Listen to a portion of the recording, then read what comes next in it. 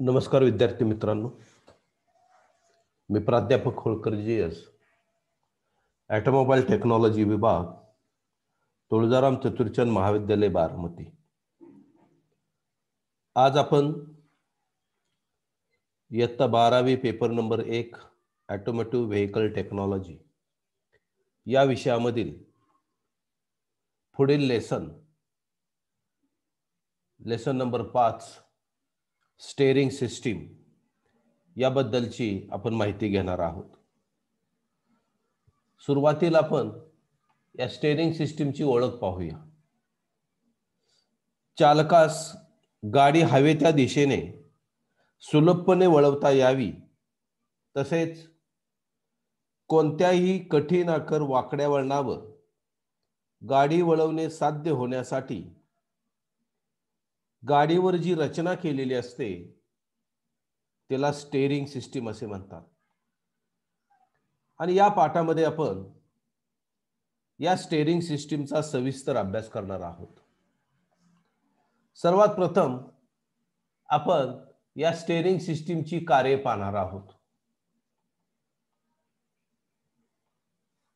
पहिलं काम आहे स्टेअरिंग सिस्टीमचं आवश्यक त्यावेळी वाहन वळवणे. दुसरं कार्य आहे रस्त्यावरील वाहनास स्थिरता प्रदान करणे. तिसरं काम आहे कोणत्याही वेळी चाकांना ट्रू रोलिंग मोशन प्रदान करणे. चौथं कार्य आहे वळणावर किंवा वळणानंतर चाके आपोआप मूळ स्थितीमध्ये आणणे. टायरची झीज कमी करणे आणि चाके वळवण्याची क्रिया थोड्या श्रमात करून सुलभ करणे. तर अशा प्रकारे या स्टेअरिंग सिस्टीमची कार्य आहेत. त्यानंतर आपण पुढचा जो पॉइंट पाहणार आहे तो म्हणजे स्टेअरिंग सिस्टीम मधील भाग. तुमच्या स्क्रीनवरती एक स्टेअरिंग सिस्टीमची आकृती दाखवलेली आहे आणि या आकृतीमध्ये स्टेअरिंग सिस्टीमचे महत्त्वाचे भाग त्या ठिकाणी दाखवलेले आहेत. आता स्टेअरिंग सिस्टीम म्हणजे महत्त्वाचे भाग कोणते कोणते आहेत लक्ष द्या. सर्वात प्रथम स्टेअरिंग व्हील, त्यानंतर स्टेअरिंग कॉलम, त्यानंतर स्टेअरिंग गिअरबॉक्स. हा स्टेअरिंग गिअरबॉक्स आहे आणि या स्टेअरिंग गिअरबॉक्स मधला दुसरा एक या स्टेअरिंग कॉलम वरील गिअरला दुसरा एक गिअर त्या ठिकाणी मेश झालेला आहे, त्याला आपण म्हणतो क्रॉस शाफ्ट. त्यानंतर ड्रॉप आर्म, त्यानंतर ड्रॅग सिंक नंतर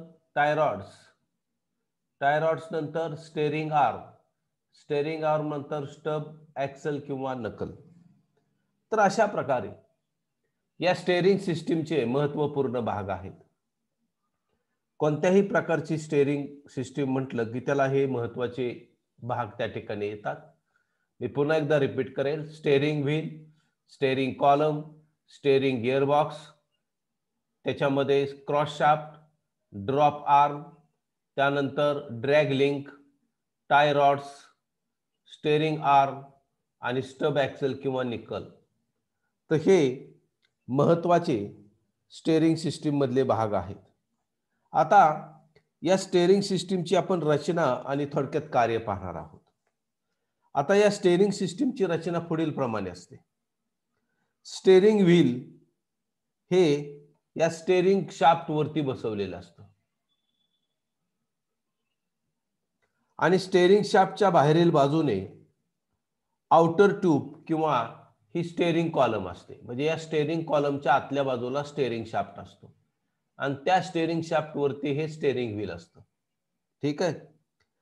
आणि या स्टेअरिंग कॉलमच्या खाली स्टेअरिंग गिअरबॉक्स बसतो, म्हणजे इथं हा स्टेअरिंग गिअरबॉक्स. आणि स्टेअरिंग व्हीलची गती या स्टेअरिंग शाफ्टद्वारे स्टेअरिंग गिअरबॉक्सला त्या ठिकाणी दिली जाते इथं. आणि स्टेअरिंग गिअरबॉक्स नटबोल्टच्या साह्यानं तो चॅसिसवर फिट केलेला असतो किंवा फ्रेमवरती फिट केलेला असतो. स्टेअरिंग गिअरबॉक्स मधून बाहेर आलेला जो शाफ्ट आहे त्याला आपण क्रॉस शाफ्ट म्हणतो. हा बाहेर आलेला जो शाफ्ट आहे त्याला काय म्हणतो? Cross shaft. आणि या क्रॉस शाफ्ट वरती ड्रॉप आर्म बसतो. आणि ड्रॉप आर्म वरती या ड्रॅग लिंकचे, हे ड्रॅग लिंक आहे, या ड्रॅग लिंकचे एक टोक या ठिकाणी, एक टोक बॉल अँड सॉकेट जॉईंटच्या साहाय्याने फिट होते. क्लिअर? ड्रॅग लिंकला दोन टाय रॉड्स असतात, ह्या बाजूला एक आणि इकडे एक. बरोबर? हे दोन्ही tie rod ball and socket जॉईंटच्या साहाय्याने या ठिकाणी फिट होतात. प्रत्येक टाय रॉडचे एक टोक ड्रॅग लिंकला व दुसरे स्टेअरिंग आर्मला बॉल व सॉकेट जॉईंटच्या साहाय्याने या ठिकाणी फिट होते. बरोबर? म्हणजे टाय रॉडची एक बाजू ड्रॅग लिंकला आणि दुसरी बाजू स्टेअरिंग कॉलम आर्मला, दोन्ही बाजूनं या ठिकाणी फिट होत असते. आता या स्टेअरिंग सिस्टीमचं कार्य आपण पाहूया. स्टेअरिंग व्हील फिरवले असता स्टेअरिंग शाफ्ट फिरतो आणि स्टेअरिंग शाफ्टची गती स्टेअरिंग गिअरबॉक्सला दिली जाते. आणि त्यामुळं स्टेअरिंग गिअरबॉक्स मधील सेक्टर शाफ्ट फिरतो. त्यालाच आपण क्रॉस शाफ्ट म्हणतो. त्यालाच आपण काय म्हणतो? Cross shaft. कारण स्टेअरिंग शाफ्टवर एक त्याचा स्वतःचा गिअर असतो आणि या गिअरवरती हा दुसरा जो आडवा शाफ्ट आहे त्याला सेक्टर शाफ्ट किंवा क्रॉस शाफ्ट म्हणतो, त्याच्यावर हा गिअर असतो. या गिअरला हा गिअर या ठिकाणी मेश असतो. आणि मग या सेक्टर शाफ्ट कडून किंवा ड्रॉप आर्म, त्यावर बसवलेला ड्रॉप आर्म पुढे मागे ओढला जातो. म्हणजे हा ड्रॉप आर्म, हा क्रॉस शाफ्ट कडून हा ड्रॉप आर्म पुढे मागे ओढला जातो. आणि मग या ड्रॉप आर्मवर फिट केलेली ड्रॅग लिंक ही ती सुद्धा मागे पुढे ओढली जाते. हे ड्रॅग लिंक सुद्धा त्याच्यामुळे काय होते? पुढे मागे ओढली जाते. आणि ड्रॅग लिंक ही टाय रॉडद्वारे दोन्ही चाकाच्या स्टेअरिंग आर्मला फिट केलेली असते. आणि त्यामुळं या ड्रॅग लिंक कडून टाय रॉडद्वारे दोन्ही चाकाच्या स्टेअरिंग आर्मला मागे पुढे ओढलं जातं. आणि मग या स्टेअरिंग आर्म कडून नकल पुढे मागे ओढले जातात व चाके उजवीकडे किंवा डावीकडे त्या ठिकाणी वळवली जातात. समजलं स्टेअरिंग सिस्टीमचं कार्य?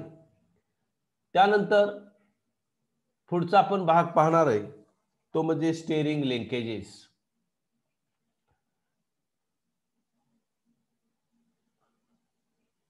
Steering linkages. आता स्टेअरिंग सिस्टीम मध्ये स्टेअरिंग गिअरबॉक्स व फ्रंट व्हील एकमेकांशी जोडण्यासाठी वापरण्यात येणाऱ्या रचनेला स्टेअरिंग लिंकेज असे म्हणतात. आणि स्टेअरिंग लिंकेज हे वाहनाच्या प्रकारावर अवलंबून असते. जसे इंडिपेंडंट फ्रंट सस्पेन्शन, कार किंवा इतर रिजिड ॲक्सल फ्रंट सस्पेन्शन असलेली वाहने खालील आकृतीत रिजिड ॲक्सल सस्पेन्शन असलेल्या वाहनासाठी असलेली स्टेअरिंग लिंकेजची रचना त्या ठिकाणी दाखवलेली आहे. आता यामध्ये ही जी आकृती आहे ही सुद्धा लाईन डायग्राम आहे पहिल्या आकृतीचे. ही स्टेअरिंग व्हील, हा स्टेअरिंग शाफ्ट, हा स्टेअरिंग गिअरबॉक्स, त्याला हा ड्रॉप आर्म, हे drag link ball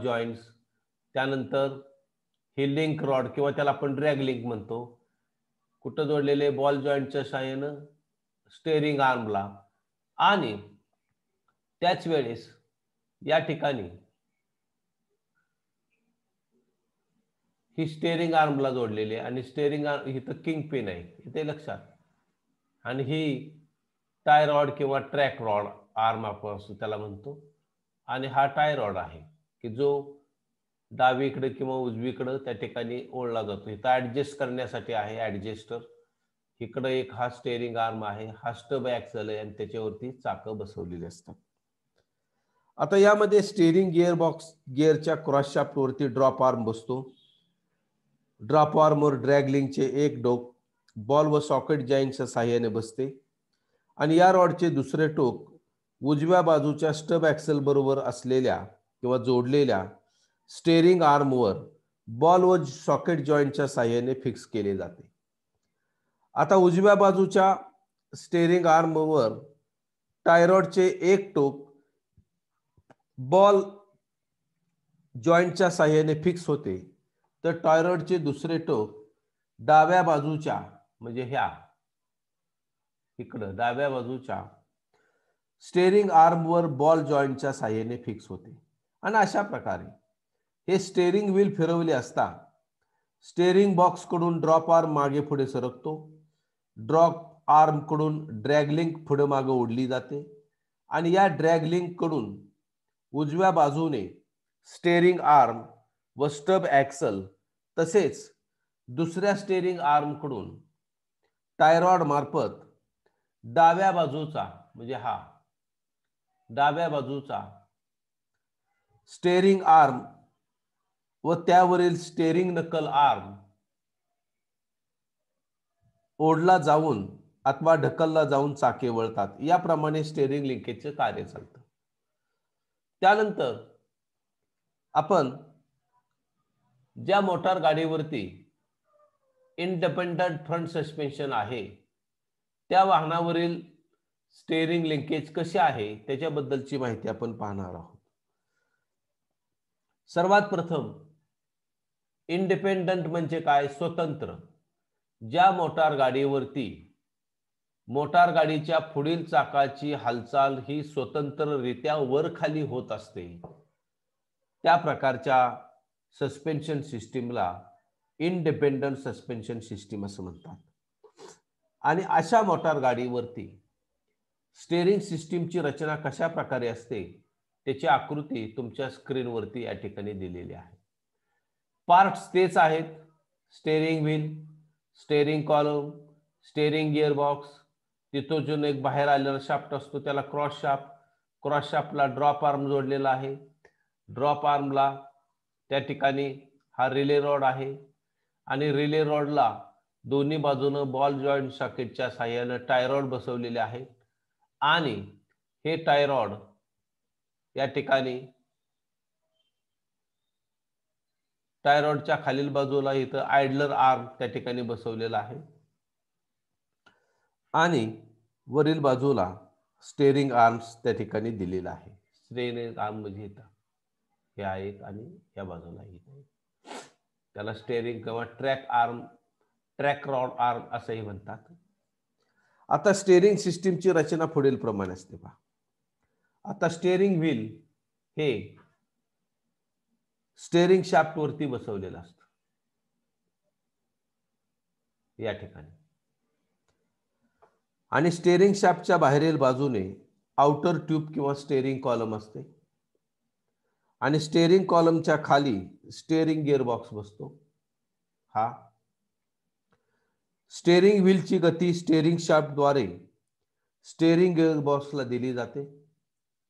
steering gear box नटबोल्टच्या साहाय्याने चॅसिसवर किंवा फ्रेमवरती फिट केलेला असतो आणि स्टेअरिंग गिअर बॉक्स मधून हा जो बाहेर आलेला शाफ्ट आहे त्याला आपण क्रॉस शाफ्ट म्हणतो. या क्रॉस शाफ्ट वरती ड्रॉप आर्म बसतो. हा ड्रॉप आर्म आहे. ड्रॉप आर्म वरती या ड्रॅग लिंकचे एक टोक या ठिकाणी हे ड्रॅग लिंक आहे. या ड्रॅग लिंकचे एक टोक बॉल अँड सॉकेट जॉईंटच्या साहाय्याने फिट केलेले असते आणि या ड्रॅग लिंकला दोन टाय रॉड्स फिट केलेले असतात. ही ड्रॅग लिंक आहे. इथं 2 टाय रॉड्स फिट केलेले असतात. हा एक केला आणि इथं एक. तो सुद्धा बॉल अँड सॉकेट जॉईंटच्या साहाय्याने फिट केलेला असतात.